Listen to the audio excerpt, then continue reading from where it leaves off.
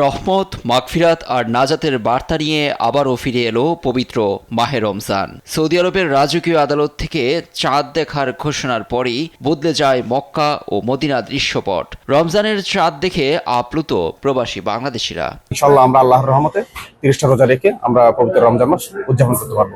আজকে যদি দেশে থাকতাম, বন্ধু বান্ধব নিয়ে অনেক আনন্দ করতাম। আগামীকাল মা বাবা সবাইকে নিয়ে ইফতার করতাম। খুব মিস করতেছি বাংলাদেশের সবাইকে। দেশে থাকলে হয়তো বা বন্ধু বান্ধব নিয়ে, আত্মীয় স্বজন নিয়ে খুব অনেক আনন্দ করতাম, মজা করতাম এবং কালকে প্রথম ইফতারি করতাম। সেই আনন্দটা মিস করতেছি প্রবাসী জীবনে। এশার আজানের সঙ্গেই তারাবিহ নামাজের উদ্দেশ্যে ঢল নামে মসজিদুল হারাম ও মসজিদ নববীতে। রমজানের প্রথম দিনে কেনাকাটার ধুম পড়েছে সৌদি আরবের সুপার শপ ও বাজারগুলোয়। ইফতারি সামগ্রী থেকে শুরু করে নিত্য প্রয়োজনীয় পণ্য সবকিছু সংগ্রহে ব্যস্ত সময় পার করছেন মুসল্লিরা। রমজান উপলক্ষে ইফতারি কেনার জন্য আসছি। এখন এখানে জিনিসপাতির দাম খুবই কম।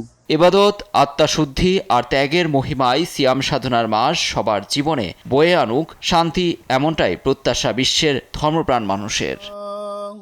নিউজ ডেস্ক, দেশ টিভি।